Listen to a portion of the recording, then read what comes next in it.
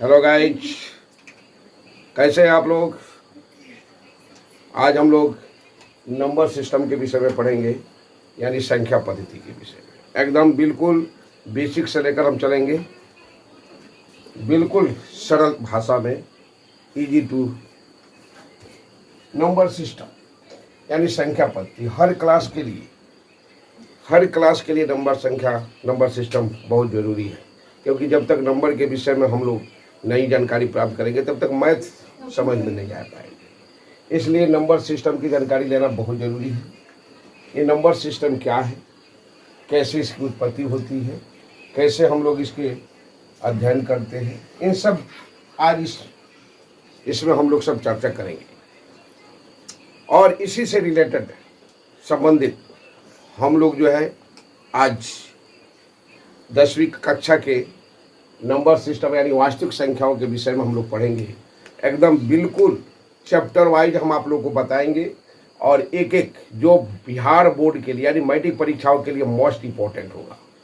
बिल्कुल आप लोग ध्यान दीजिएगा, उगताइएगा मत। बिल्कुल हम शुरू से लेकर चलेंगे और इस पर ध्यान देंगे आप लोग। चलिए, सबसे पहले हम पढ़ेंगे ये संख्या की उत्पत्ति कैसे होती है। तो हम लोग जानते हैं कि अंकों से संख्या का निर्माण होता है। ये अंक है। अंक टोटल कितने होते हैं? टोटल अंक कितने होते हैं बच्चों? तो टोटल अंक 10 होते हैं। 0, 1, 2, 3, 4, 5, 6, 7, 8, 9। और इन्हीं अंकों से अनंत संख्याओं का हम निर्माण कर सकते हैं। सिर्फ आप यही देखें, कोई भी किसी भी संख्या में आप देखेंगे तो 0 से लेकर 9 तक ही है। वो करोड़ हो, अरब हो, जितना भी है सब यही मिलता है। इसी को हम इस प्रयोग टोटल करते जाते हैं और हमको संख्या मिलती जाती है। तो देखिए, ये ध्यान देना है, टोटल अंकों की संख्या कितनी है? तो टोटल अंकों की संख्या 10 होते हैं, 0 से लेकर 9 तक। और इतना ही संख्या को हमको समझना है, पढ़ना है नंबर सिस्टम में। और बच्चे टोटली 10 नंबर के विषय में नहीं जान पाते हैं, जिसकी वजह से उन लोग की मैथमेटिक्स यानी गणित जो है हार्ड लगने लगता है। इनके विषय में हम लोग शुरू से समझेंगे। सबसे पहले आप जानते हैं संख्या, नंबरों से क्या बनता है? संख्या की उत्पत्ति होती है। संख्या की उत्पत्ति होती है यानी अंकों से संख्या की उत्पत्ति होती है।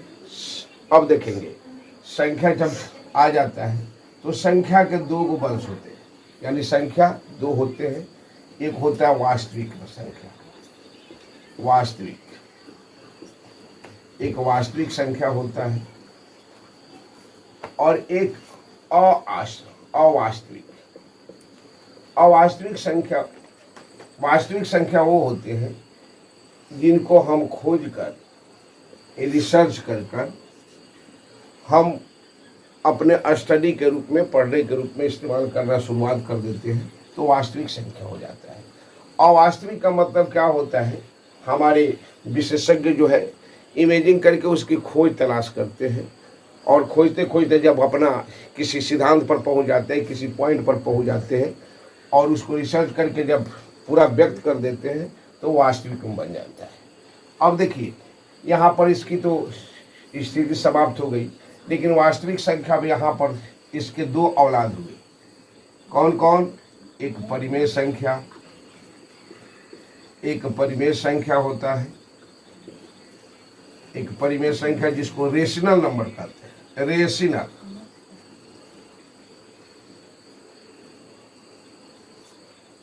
एक रेशनल नंबर, और दूसरा होता है अवास्तविक संख्या, अपरिमेय संख्या होता है।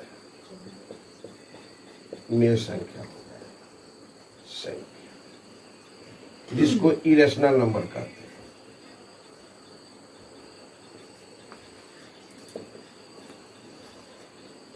इरेशनल नंबर कहते हैं। रेशनल नंबर और इरेशनल नंबर यानी परिमेय संख्या और अपरिमेय संख्या। ये परिमेय संख्या, अब देखिए, अब जितनी भी संख्या, जिन जिन संख्याओं को हम p बाटा q के रूप में यानी अंश बाटा हर के रूप में न्यूमरेटर अपॉन डिनोमिनेटर के रूप में हम लिख सकते हैं, वो किस क्या कहलाते हैं? वो परिमेय संख्या कहलाते हैं।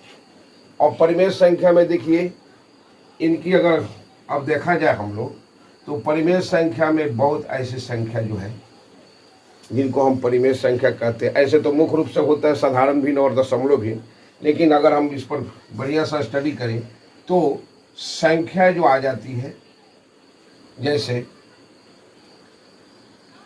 संख्या जो आ जाती है पूर्ण संख्या हो गया, जिसको हम 0 से शुरुआत करते हैं, 0 1 2 3 4 और अनंत तक ले जाते हैं, यानी 0 से जो शुरू होती है उसको पूर्ण संख्या कहते हैं। उसके बाद 0 से जो शुरू हुआ उसको हम पूर्ण संख्या कहते हैं।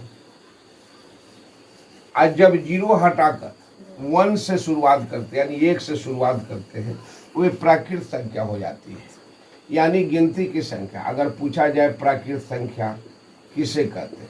प्राकृत संख्या यानी गिनती की संख्या, जैसे आपका 1 2 3 4 5 डॉट डॉट यानी अनंत। गिनती की संख्या अनंत होती है, और इसी गिनती की संख्या अगर 0 से शुरुआत कर देते हैं तो पूर्ण संख्या में आ जाता है, यानी होल नंबर कहलाता है। प्राकृत संख्या हो गया। उसके बाद चलते हैं हम लोग विषम संख्या। विषम यानी जिसको हम ऑड नंबर कहते हैं। विषम संख्या यानी जिन संख्या में 2 से भाग नहीं लगे उसको हम क्या कहते हैं? विषम संख्या।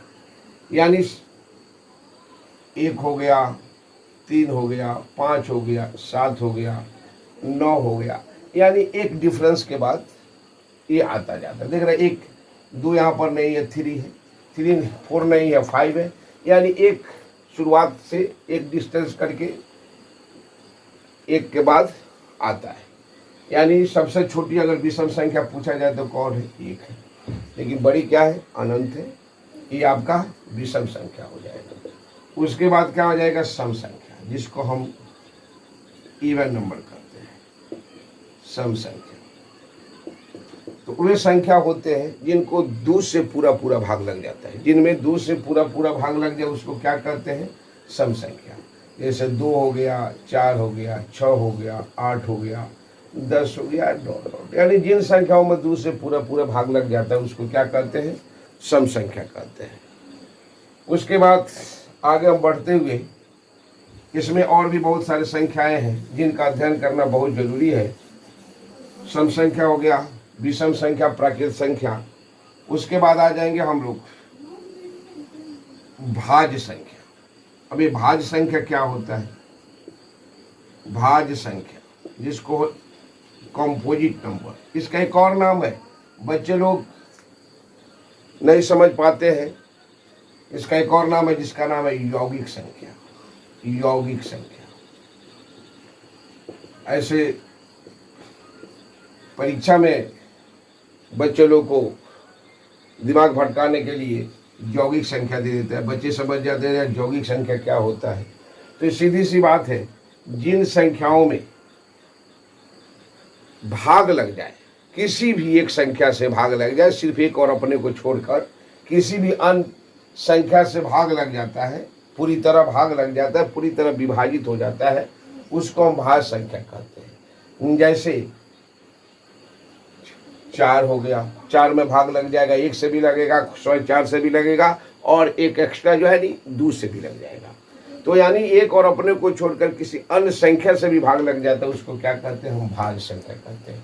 जैसे 4 हो गया, 6 हो गया, 8 9 10 12, यानी बहुत सारे। इसलिए अगर यह सवाल भी पूछता है ये सबसे छोटी भाज्य संख्या कौन होते हैं, तो सबसे छोटी भाज्य संख्या 4 होते हैं, यानी समभाज्य संख्या। सम भी है और भाज्य भी है। तो सबसे छोटी समभाज्य संख्या कौन है? 4 है।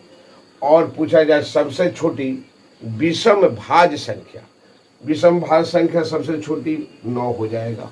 यानी इस पर बहुत सारे क्वेश्चन भी बन जाते हैं जो पूछते बच्चे लोग घबरा जाते हैं। लेकिन घबराने की जरूरत नहीं है, आप लोग बिल्कुल ध्यान से देखिए। 9 क्या एक विषम संख्या है, लेकिन क्या हो जाता है? 1 से तो लगता है, 100 9 भी लगता है और खुद 3 से भी लगता है, इसलिए भाज्य संख्या है। उसके बाद चलेंगे अभाज्य संख्या। अभाज्य संख्या अमने नहीं, यानी अमने, इसका एक और भी नाम है, बच्चों लोग ध्यान नहीं दे पाते, इसको कहते हैं रूढ़ संख्या भी कहते हैं। रूढ़ संख्या पूछ देता है एग्जाम में, ये लगातार 5 रूढ़ संख्याओं का औसत ज्ञात करें, तो रूढ़ संख्या बच्चे समझेंगे तब ना, यानी अभाज्य संख्या को ही हम रूढ़ संख्या कहते हैं। अमने नहीं, यानी जिन संख्याओं में किसी से भाग न लगे। 1 से तो सब संख्या में लग जाएगा, जो है वो खुद उससे तो लग ही जाएगा, बाकी इसको छोड़कर किसी अन्य से भाग नहीं लगे, उसको हम क्या कहते हैं? अभाज्य संख्या कहते हैं। जैसे 2 हो गया, 2 में सिर्फ एक और 2 से लगेगा, इसके सिवाय किसी और से लगेगा ही नहीं। 3 हो गया, 5 हो गया, 7 हो गया, 9 में लग जाएगा, 10 में लग जाएगा, 11 हो जाएगा, 13 हो जाएगा, डॉट डॉट, यानी ऐसे जिनमें बिल्कुल भाग न लगे किसी से, उसको हम क्या कहते हैं? अभाज्य रूढ़ संख्या कहते हैं। अब यहाँ क्वेश्चन और पूछता है कि सबसे छोटी सम अभाज्य संख्या, तो सबसे छोटी सम अभाज्य संख्या 2 हो जाएगा, क्योंकि सम भी है और अभाज्य भी है। और पूछेगा सबसे छोटी विषम अभाज्य संख्या, तो 2 के बाद तुरंत 3 क्या है? विषम संख्या है और क्या है? अभाज्य भी है। इसलिए यह क्वेश्चन पूछ देता है, ये सबसे छोटी सम अभाज्य संख्या 2, सबसे छोटी विषम अभाज्य संख्या 3। बड़ी तो अनंत है, क्योंकि बड़ी तो विषम सब तो होगा ही नहीं, होगा तो विषम ही होगा। चले आगे बढ़ते हुए फिर हम लोग पढ़ते हैं। हाँ, अब इसको हम यहीं पे रखते हुए आप तो समझ जाएंगे ये संख्याएं क्या है। इन संख्याओं को बिल्कुल अच्छे से हम लोग को पढ़ना है, समझना है। और आगे बढ़ते हुए हम चलते हैं नंबर सिस्टम के उन 10वीं क्लास वर्ग के बच्चों के पास जो इस साल बोर्ड के परीक्षा देने वाले हैं। एकदम बिल्कुल VVI इम्पोर्टेंट क्वेश्चन, और ये नंबर सिस्टम से ही है, यानी हम लोग को पहला चैप्टर ही है नंबर सिस्टम। बिल्कुल हम सरल और आसान भाषा में समझाएंगे, और बच्चों बिल्कुल इस पर घबराइए मत। और एक बात और है कि आप मेरे चैनल को सब्सक्राइब कीजिए, लाइक कीजिए, और जहाँ जितना हो सके अपने दोस्तों के पास शेयर कीजिए, ताकि सभी बच्चों को इसका बढ़िया से बढ़िया रिजल्ट प्राप्त कर सके। चलिए, तो सबसे पहले हम लोग को पढ़ना है नंबर सिस्टम में वास्तविक संख्या। वास्तविक, ये वास्तविक यानी रियल नंबर क्या है? वास्तविक संख्या, जिसको हम रियल नंबर, वास्तव में जो हमको प्राप्त हो जाता है, रियल नंबर। तो देखिए, वास्तविक संख्या जितने भी परिमेय संख्या होते हैं और अपरिमेय संख्या होते हैं, उनके पूरे परिवार को हम क्या कहते हैं? वास्तविक संख्या। जितने भी परिमेय और अपरिमेय, परिमेय क्या है? शुरू में बताया था, परिमेय जिनको हम P/Q के रूप में लिख सकते हैं वो परिमेय होता है, और जिनको हम P/Q के रूप में हम नहीं लिख सकते वो क्या होते हैं? अपरिमेय संख्या होते हैं। तो इसलिए वास्तविक संख्या का अगर परिभाषा पूछा जाए तो वास्तविक संख्या, इस पर बहुत सारे क्वेश्चन भी बन जाते हैं। यानी आपका हो जाएगा 2, 3, -4, -2, 0/5। एक बात और याद रखना है, 0 अंश में है यानी न्यूमरेटर में है तो आपका परिमेय संख्या है, लेकिन वही जब डिनोमिनेटर में हो जाता है 5/0 तो ये आपका परिमेय संख्या नहीं होगा, क्योंकि खुद 0 है तो क्या वो डिवाइड कर पाएगा? नहीं कर पाएगा, क्योंकि फ्रैक्शन क्या नहीं, P/Q का मतलब क्या होता है? अंश में हर से भाग देना। तो खुद जब वो बेचारा 0 है तो क्या डिवाइड, मीनिंगलेस हो जाएगा। इसलिए 0 जो है अगर जब P/Q के रूप में हो, यानी अगर Q के रूप में 0 हो तो वो परिमेय संख्या नहीं है। इसलिए Q बराबर नॉट 0 होना चाहिए, यानी Q का मान 0 नहीं है तब वो परिमेय संख्या होता है। जब q का मान 0 होगा तो परिमेय संख्या यानी मीनिंगलेस हो जाएगा, कोई उसका अर्थ ही नहीं। इसलिए 2 3 -4 -2 0/5 3/7 यानी इत्यादि बहुत सारे हैं। ये आपका क्या हो जाएगा, वास्तविक संख्या में आ जाएगा। और जिनको हम जानते हैं परिमेय संख्या यानी जिनको p/q, क्यों p/q के रूप में नहीं लिख सकते हैं, क्योंकि जिन संख्याओं का वर्गमूल होता ही नहीं, ये वर्गमूल इसको निकालेंगे तो बहुत यानी एक नए संख्या की उत्पत्ति हमेशा होती रहेगी, न ये शांत होगा न अशांत आवर्ती होगा, यानी रिपीट भी नहीं होगा। इसलिए इनको जब रिपीट होगा ही नहीं, शांत होगा ही नहीं, तो इनको p/q के रूप में नहीं लिख सकते हैं। इसलिए 2√2 हो जाएगा, √3 हो जाएगा। और एक और बात है, पाई भी हो जाएगा।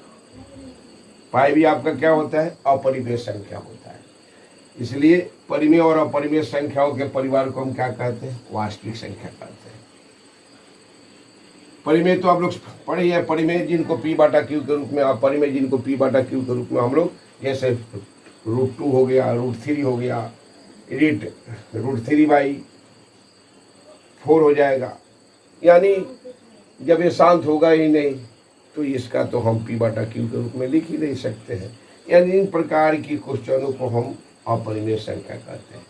चलिए, तो इससे रिलेटेड संबंधित हम जो कुछ जानकारियाँ प्राप्त करेंगे, जो आपके लिए बिहार बोर्ड में मोस्ट क्वेश्चन आएगा। क्वेश्चन आपको पूछ देता है,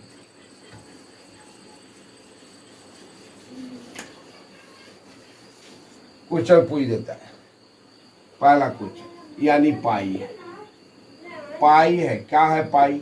ऑप्शन में रहता है आपको वास्तविक प्राकृत संख्या, सॉरी ये आपका परिमेय संख्या, अपरिमेय संख्या, प्राकृत संख्या, यानी एनीथिंग एल्स, और कुछ भी पूछ सकता है। तो हम जानते हैं पाई क्या, अभी मैं बताया पाई क्या, एक अपरिमेय संख्या है, अपरिमेय संख्या है। लेकिन पाई का सन्निकट मान वही, अगर पाई का सन्निकट मान क्या होता है, 22/7। जब ये पूछे ये 22/7 है तो ये हमारा क्या हो जाएगा, परिमेय संख्या, ये परिमेय संख्या हो जाएगा। हमेशा याद रखिएगा पाई का मान, क्योंकि पाई का मान अनंत होता है, इसका मान लिमिट नहीं है, सीमित नहीं है। हमारे गणितज्ञों ने इसका जब पाई का मान निकाला था करीब 60,000, उन लोगों ने फिर भी शांत नहीं हुआ था। 60,000 अंक जो है इसका प्राप्त किया था, लेकिन फिर भी इसका शांत नहीं हुआ। इसलिए पाई का मान सन्निकट मान 22/7 हम लोग जो मैथ में प्रयोग करते हैं, इसलिए ये 22/7 क्या हो जाता है, परिमेय संख्या, नहीं रिपीटिंग होता है। तो हम लोग जानते हैं परिमेय संख्या का दशमलव प्रचार शांत होता है, शांत होता है या पुनरावर्तन होता है, यानी बार बार वही संख्या आते रहता है, रिपीट होता रहता है। तो उन संख्याओं को हम क्या कहते हैं, उनका दशमलव प्रसार या तो शांत हो या अशांत पुनरावर्तन आवर्ती हो, यानी बार बार आना। जैसे 22/7 को अगर डिवाइड करेंगे तो कुछ संख्या जाने के बाद, दशमलव के कुछ अंक जाने के बाद फिर वो रिपीट वही संख्या आना शुरुआत हो जाएगा। जैसे 1/3 ही है, अगर 1/3 के इसका अर्थ क्या हुआ है, 3 से अब 1 में भाग करेंगे तो मान लिया भाग नहीं लगा तो पॉइंट डाल दिया, 0.0, 3 3 9 हो गया, फिर एक आया दशमलव पड़ा है, 3 3 9, यानी आता जाता है। इसलिए इसको यहाँ पर हम डाल देते हैं, यानी 3 3, या तो लास्ट में लिख देते हैं 0.3 के ऊपर रेखनी, इसको रेखनी या बार कहते हैं, डाल देते हैं। इसका अर्थ होता है ये बार बार ये संख्या आता रहता है।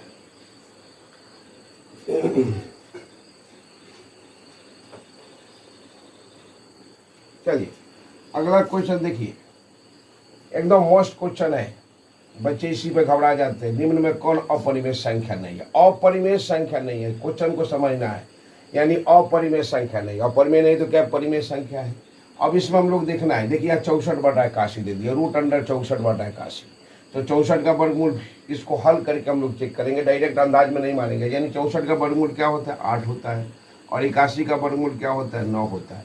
यानी यही आपका अपरिमेय संख्या नहीं है, तो क्या है, परिमेय संख्या है। इसलिए आपका आंसर यही हो जाएगा 2/√3, क्योंकि √3 क्या अपरिमेय है, तो ये अशांत अनावर्ती है, इसलिए भी क्या हो जाएगा, आपका अपरिमेय हो जाएगा। इसको भी अगर देखते हैं तो मान लीजिए 7 से कट जाएगा, 7 पचे 35, 7 क्या कहीं 3 बटा रूट का अंदर भी है जिसका भी 10.5% अशांत आना आवश्यक नहीं है। ये अगर गुना भी करते हैं √3, 3 दूनी 6 यानी √6 का वर्गमूल होता नहीं है, इसलिए हमारा आंसर क्या हो जाएगा, ये हो जाएगा यानी √64/81। चलिए अब आगे तीसरा क्वेश्चन है 2 तथा 2.5 के बीच एक अपरिमेय संख्या, यानी इनमें अपरिमेय संख्या कौन है, किसके बीच, 2 और 2.5 के बीच। तो घबराने की बात नहीं है, ये आपके सामने दिया हुआ है, सिर्फ वर्गमूल निकालना आना चाहिए। 11 का वर्गमूल हम देखते हैं, तो 11 का वर्गमूल अगर ज्ञात करते हैं तो 3 3 9 यानी 3 2 से ज़्यादा, 2.5 से भी ज़्यादा है, इसलिए ये तो होगा ही नहीं। अगर √5 का हम बात करते हैं, √5 का अगर वर्गमूल हम देखते हैं तो 5 का 2 दूनी 4, 5 1 आएगा, दशमलव पड़ेगा, 2 0, 4 हो जाएगा। फिर यहाँ पर क्या करेंगे हम, इसके सन्निकट क्या रखेंगे, 2 रख देते हैं, क्योंकि 3 रखेंगे तो ज़्यादा हो जाएगा, तो 2 रखें, सिर्फ चेक करना है, यानी 2.2 है या 2.5 है, आपका यही आंसर हो जाएगा। √5 22.5 इसका होगा ही नहीं, 12.5 का होगा ही नहीं, इसलिए आपका परफेक्ट आंसर क्या हो जाएगा, √5 हो जाएगा। चलो अगला है इनमें से कौन परिमेय संख्या है, तो थोड़ा सा दिमाग लगाओ। 1 का वर्गमूल क्या होता है, 1 हो जाता है, और 144 का वर्गमूल क्या होता है, 12, यानी 12 144। इसको देखते हैं, 0 से 0 काट दो, 5 10 के 50, क्योंकि 10 का वर्गमूल होता ही नहीं, ये तो होगा ही नहीं। 32 का वर्गमूल होता नहीं है, इसलिए होगा ही नहीं। अब 5 + 5 तो परिमेय है, लेकिन √5 क्या अपरिमेय है। तो हम जानते हैं किसी भी परिमेय और अपरिमेय का योगफल, जोड़ घटा गुना भाग क्या है, अगर अपरिमेय है तो अपरिमेय ही रहेगा, इसलिए आपका परफेक्ट आंसर क्या हो जाएगा, ये हो जाएगा। चलिए इनमें अगला क्वेश्चन, इनमें कौन सा अपरिमेय संख्या है, अपरिमेय संख्या यानी जिसका वर्गमूल न हो। तो हम जानते हैं √17 का वर्गमूल होता नहीं है, ये आपका परफेक्ट दिखाई दे रहा है। फिर भी आगे देख लेते हैं, 100 का वर्गमूल क्या होता है, 10 हो जाएगा। 4 का वर्गमूल 2, 16 का वर्गमूल 4 और +25 का वर्गमूल 5, यानी 5 4 9, बाकी सब परिमेय है। यही आपका ये नंबर जो है अपरिमेय है। चलो बच्चों अब अगला देखिए, कहते हैं यदि P और Q 2 आभास संख्या है तो उनका मसा क्या होगा।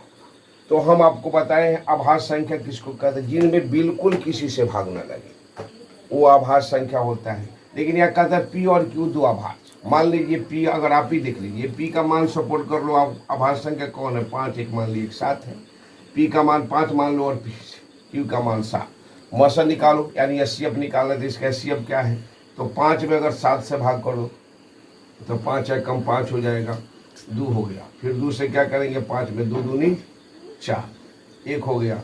फिर 1 से 2 में भाग करेंगे, 1 2 2, यानी किससे काटा, 1 से काटा।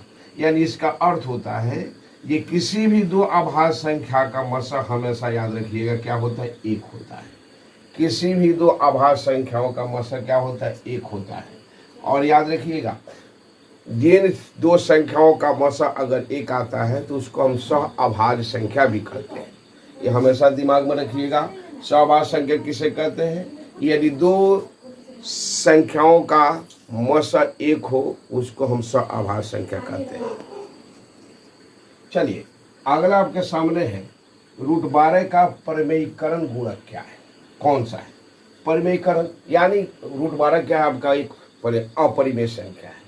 अब इनका परिमेयीकरण का मतलब क्या, इनमें से किस संख्या से गुना करें, ये ताकि गुना करने के बाद एक हमको परिमेय संख्या प्राप्त हो जाए, यानी उसका वर्गमूल लेंगे, गुना करने के बाद उसका वर्गमूल लेंगे तभी न जाके एक परिमेय संख्या मिलेगा।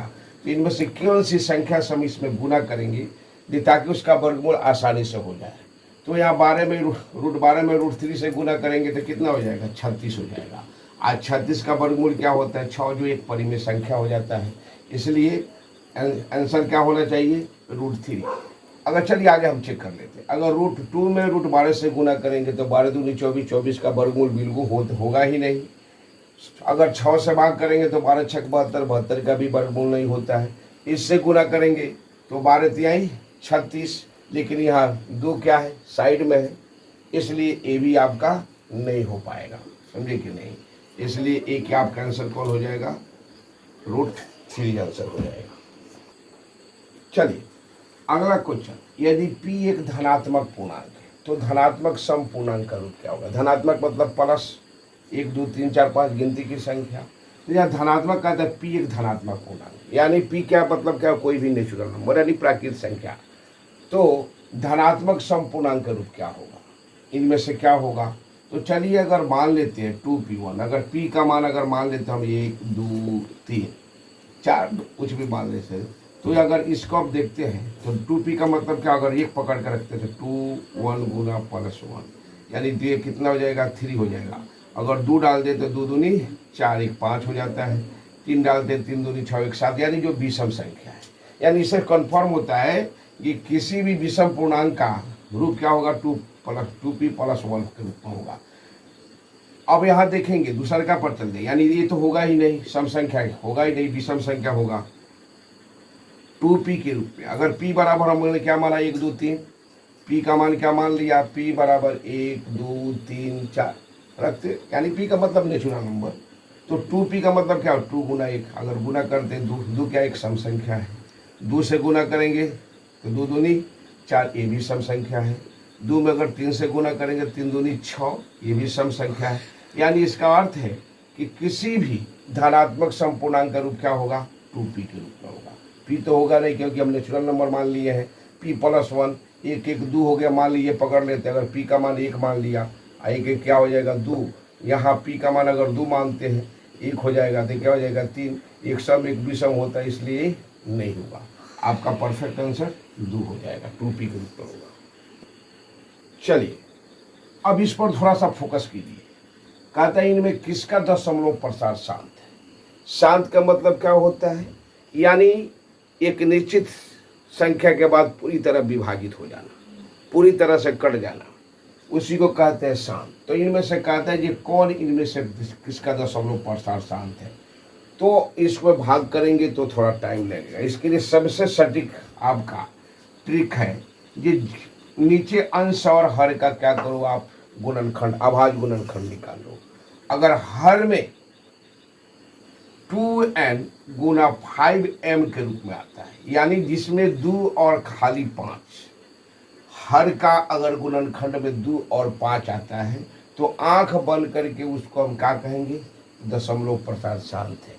अगर 2 और 5 के सिवाय छोड़कर कोई भी अगर विषम संख्या आ जाए, जैसे 3 आ जाए 7 आ जाए, तो उसका दशमलव प्रसार शांत नहीं होता है, समझे कि नहीं।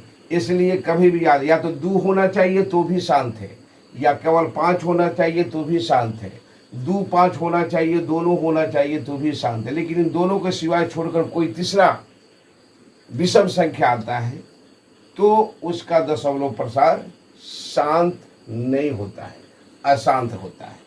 चलिए यानी इसका देख लीजिए, इनका अगर देखते हैं हम लोग तो 15 का अभाज्य गुणनखंड क्या गुणनखंड होता है 3 और 5।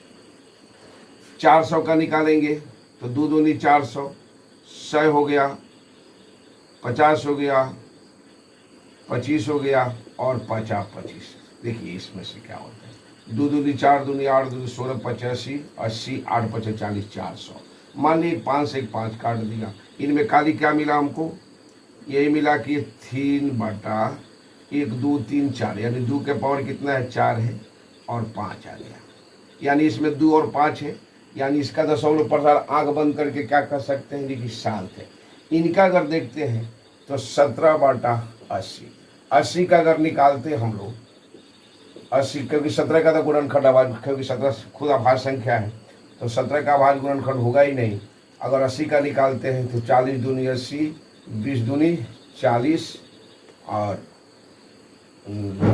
4 दूनी 8, 8 दूनी 16, 16 25 80, यानी इसका भी दशमलव प्रसार शांत दिखाई दे रहा है, क्योंकि 17 है, 2 दूनी 4 दूनी 8 दूनी 16 25 80, यानी इसका भी दशमलव प्रसार शांत हो जाएगा 17 बटा 80 का, क्योंकि खाली केवल क्या है 2 के पावर 3 गुना 5, इसमें भी 2 5 है, इसलिए इसका भी दशमलव प्रसार शांत हो जाएगा। इसका देखें यानी ये भी आपका सही है, 13 बटा 121 है, तो 13 का, अगर 13 का तो होगा नहीं अभाज्य गुणनखंड, 1 से 21 का लेते हैं तो 11 गुना 11, यानी एक खाली 11 2 5 तो है ही नहीं, इसलिए इसका होगा ही नहीं। इसका ज्ञात देखते हैं 14/400, 14/400, तो 14/400 के अगर इसका गुणनखंड करेंगे 2 सते 14, इसका भी वहाँ पर 400 है, तो 2 दूनी 4 दूनी 8 दूनी 16 पचे 80 पचे 400, तो मान ली 2 से 2 कट जाएगा। इसमें भी कितना आ गया, 2 को 2 और 2 को 5, यानी 2 के पावर 3 गुना 5 स्क्वायर, यानी इसका भी दशमलव प्रसार शांत है, यानी तीनों का शांत है, इसका भी शांत है, इसका भी शांत है, इसका भी शांत है, शांत इसका नहीं है। लेकिन क्वेश्चन क्या कहता है, किसका दशमलव प्रसार शांत है? खैर तीनों शांत है, अशांत होना चाहिए, तो अशांत में तो ये हो जाएगा, बाकी सबका शांत है। चलिए, लेकिन इस प्रकार आप लोग को पैटर्न समझने की जरूरत है। देखो देखो बच्चों, क्वेश्चन कहता है सबसे छोटी अभाज्य, कहता है सबसे छोटी भाज्य संख्या का गुणनफल क्या होगा। मैंने शुरू में आप लोग को बताया था, अभाज्य संख्या जिसमें किसी से भाग ना लगे, तो सबसे छोटी अभाज्य संख्या कौन होता है? 2 होता है, ये सम भी होता है और अभाज्य भी होता है। और सबसे छोटी भाज्य संख्या, यानी सबसे छोटी भाज्य संख्या कौन हो गया? 4 हो गया, और दोनों को गुना करेंगे तो 4 दूनी 8 आंसर हो जाएगा, यही आपका आंसर होगा। हाँ, आगे बात देखिए बच्चे, कहता है कि किसी पूर्णांक p के लिए, देखो p के जगह पर n भी हो सकता है, m भी हो सकता है, ये मैं समझना। p का मतलब क्या हो? नेचुरल नंबर, यानी प्राकृतिक संख्या के लिए विषम संख्या का रूप क्या होगा। मैं इससे पहले भी आप लोग को बता दिया, ये विषम संख्या का रूप जो होता है 2p, तो आपको हो गया सम संख्या का रूप। विषम संख्या का रूप क्या हो जाएगा? 2p + 1। p का मतलब नेचुरल प्राकृतिक संख्या 1 2, 2 में 1 से गुना करेंगे 2, 1 जोड़ेंगे 3 हो जाएगा, 2 डालेंगे 2 दूनी 4 1 5, यानी बी आपका परफेक्ट आंसर होगा। ये सब होगा ही नहीं, इसलिए बी आपका परफेक्ट आंसर होगा।